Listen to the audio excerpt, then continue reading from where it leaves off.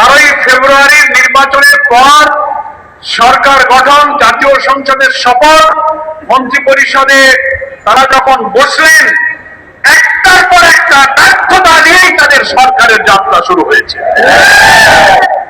প্রথমেই তারা ব্যর্থ হয়েছেন, জাতির সাথে ওয়াদা ভঙ্গ করেছেন, গণভোটে গণরায় বাস্তবায়ন না করে জুলাই সনদের সাথে তারা বিশ্বাসঘাতকতা করেছেন।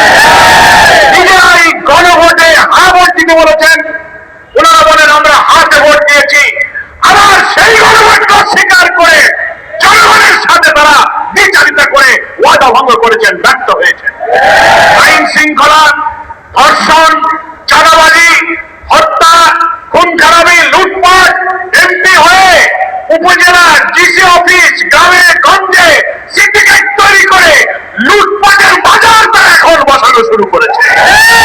বিরোধী দলের সংসদ সদস্যদের ন্যায্য হিস্সা সরকারি দলের লোকদের যা দেওয়া হয়, ইউনিয়ন পক্ষপাতিত্ব করে বিরোধী দলের সাথে তারা বৈষম্যপূর্ণ আচরণ শুরু করেছেন।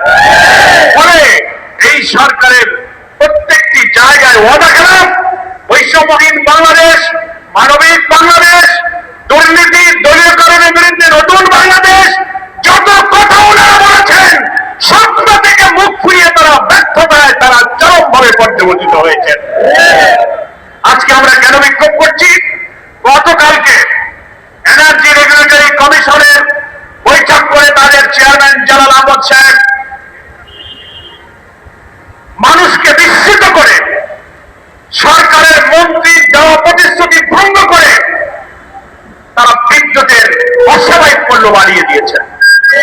তার সাথে সংশ্লিষ্ট আমার নেতৃবৃন্দ বললেন, বিদ্যুতের মূল্য বাড়লে গার্মেন্টস, কৃষি, সেচ, শিল্প, বেচাকেনা, মানুষের ব্যক্তিগত জীবন, শিক্ষা জীবন, পরিবহনের প্রত্যেকটি জায়গায় বিদ্যুৎ না হলে জনজীবন থাকে না। প্রত্যেকটি জায়গায় এই মূল্য বৃদ্ধির নেতিবাচক প্রভাব পড়বে। অলরেডি সেটা শুরু হয়েছে। আমি সরকারকে বলতে চাই, বর্তমান সরকারের বিদ্যুৎ মন্ত্রী এই চলতি বছর 26 সালের 23শে ফেব্রুয়ারি সচিবালয়ের বিদ্যুৎ বিভাগের একটা বৈঠকে আপনি সাংবাদিকদের কাছে বলেছিলেন আগামী 2 বছরের মধ্যে সরকার বিদ্যুতের কোনো দাম বাড়াবে না।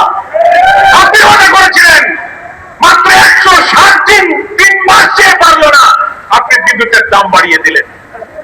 আপনি এর আগে জ্বালানির দাম বাড়িয়েছেন প্রায় 12%। আপনি একটা সিলিন্ডার গ্যাসের দাম 6 থেকে 700 টাকা বাড়িয়েছেন। দিন যেতে না যেতেই আবার বিদ্যুতের দাম আপনি 22% বৃদ্ধি করেছেন গ্রাহক পর্যায়ে।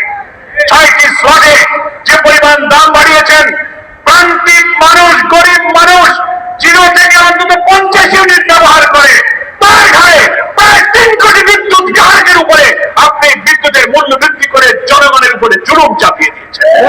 তার প্রতিবাদে আমরা আজকে বিক্ষোভ করছি। উচিত ছিল বিদ্যুৎ মন্ত্রী বা সরকারের ওয়াদা রক্ষা করে বিদ্যুতের দাম না বাড়িয়ে বিদ্যুৎ সেক্টরে যে অনিয়ম, যে দুর্নীতি, তারপরে যেখানে সিস্টেম লস, ক্যাপাসিটি চার্জের নামে হাজার হাজার কোটি টাকা লুটপাট হচ্ছে, সেইটা বন্ধ করার ব্যবস্থা দরকার ছিল। আপনি দাম বাড়িয়ে দিলেন, কারণ আমরা জানি ক্যাপাসিটি চার্জের নামে সিস্টেম লস, বিদ্যুৎ সেক্টরে ওই সমস্ত অনিয়মের সাথে সরকারের সিন্ডিকেটরাও দুর্নীতির টাকা খাওয়ার কাজে জড়িত আছে। ওইটা কথা থেকে তো সরকারের পথে দেখা যাবে না, বরং প্রান্তিক গরিব মানুষের বিদ্যুৎ বাড়িয়ে সেই টাকা তারা আবার পকেটস্থ করতে চায়। জামাত ইসলামী তার তীব্র নিন্দা জানাচ্ছে। আমরা বলতে চাই, নিয়ম অনুযায়ী রেগুলেটরি কমিশন গণশুনানি করে থাকে। এর আগেও বিদ্যুতের মূল্য বৃদ্ধির আগে রেওয়াজ আছে লম্বা সময় ধরে জনগণের কথা শোনেন, যুক্তি শোনেন। মাত্র 4 দিনের গণশুনানি হয়েছে। সেই গণশুনানি শেষ করে 4 দিনের মধ্যেই আপনি গতকালকে বিদ্যুৎ মূল্য বৃদ্ধির ঘোষণা দিয়ে দিলেন এবং কত বাড়ালেন। রেগুলেটরি কমিশনের যে টেকনিক্যাল কমিটি ছিল, কারিগরি কমিটি, তারা যে প্রস্তাব করেছিল উৎপাদন, সঞ্চালন, বিপণন, বিদ্যুতের সব বিভাগের প্রস্তাবকে সমন্বয় করে তারা যে প্রস্তাব করেছিল, রেগুলেটরি কমিশন তার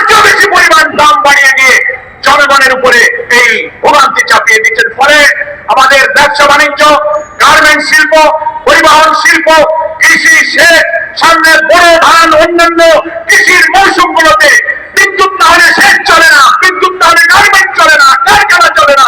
গোটা জাতিকে একটা সংকটের মধ্যে আপনি ফেলে দিচ্ছেন। রামিসার মতো শিশুর নিষ্পাপ খুন নিষ্ঠুর ভাবে হলো, চাঁদাবাজি হচ্ছে, লুটপাট হচ্ছে। বিএনপির নেতারা সফর করার আগে 15 বছরের মেয়ে জোগাড় করে রাখতে বলে, সেই দিকে দলকে সংশোধন করার কোন প্রচেষ্টা সরকারের নাই। দুর্নীতি বিদ্যুৎ ক্ষেত্রে ঠেকালেন না, ক্যাপাসিটি চার্জের নামে দলীয় লোকদের আগের থেকেই আপনি কুইক রেন্টাল পাওয়ার নানান বিদ্যুৎ কেন্দ্র বানিয়েছেন, বিদ্যুতের প্রোডাকশন নাই, চুক্তির কারণে আপনি তাদেরকে ক্যাপাসিটি চার্জ দিয়ে যাচ্ছেন। এই অর্থমন্ত্রী আমির খসরু সাহেব আইএমএফ এর শর্ত পূরণ করার জন্য বৈঠক করে আইএমএফ শর্ত দিয়েছে বিদ্যুতের দাম বাড়াও। বিশ্বব্যাংক আইএমএফ এর কাছে আমরা তো দাস খত দেয়নি, আমরা তাদের গোলাম না। তাদের কথায় আপনি বিদ্যুতের মূল্য বৃদ্ধি করে জনগণের দুঃখ কষ্ট দুর্ভোগ আপনি আবার বাড়িয়ে দিয়েছেন। সেজন্য আমরা পরিষ্কার বলতে চাই, আজকের এই মিছিল পূর্ব সমাবেশে অবিলম্বে এই বর্ধিত মূল্য প্রত্যাহার করতে হবে। বিদ্যুৎ সেক্টরে আপনি যে দাম বৃদ্ধি করেছেন, এই গ্রাহকদের ভোগান্তি কমিয়ে বরং বিদ্যুৎ সেক্টরের সমস্ত দুর্নীতি, অনিয়ম, সিস্টেম লস, অব্যবস্থাপনা এবং হাজার হাজার কোটি টাকা প্রতি বছর ক্যাপাসিটি চার্জ, কি বলে ক্যাপাসিটি চার্জের নামে আপনি যে টাকা দিচ্ছেন সব দলীয় লোকদের পকেটে যাচ্ছে, এইগুলো বন্ধ করে বিদ্যুৎ সেক্টরকে আপনি রক্ষা করুন। সারা দুনিয়াতে বিদ্যুৎ সেক্টরকে রক্ষা করার জন্য নবায়নযোগ্য জ্বালানি, রিনিউয়েবল এনার্জি যেটাকে বলা হয়, সারা বিশ্বের দেশগুলো সেই দেশে নবায়নযোগ্য জ্বালানি তৈরি করার, সৃষ্টি করার এবং বিপণনের জন্য, উৎপাদনের জন্য পদক্ষেপ নিচ্ছে।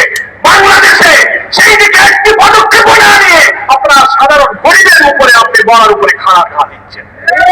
প্রিয় বন্ধুগণ, বাংলাদেশ জামাত ইসলামীর পক্ষ থেকে আমরা তাই নিন্দা জানাতে চাই।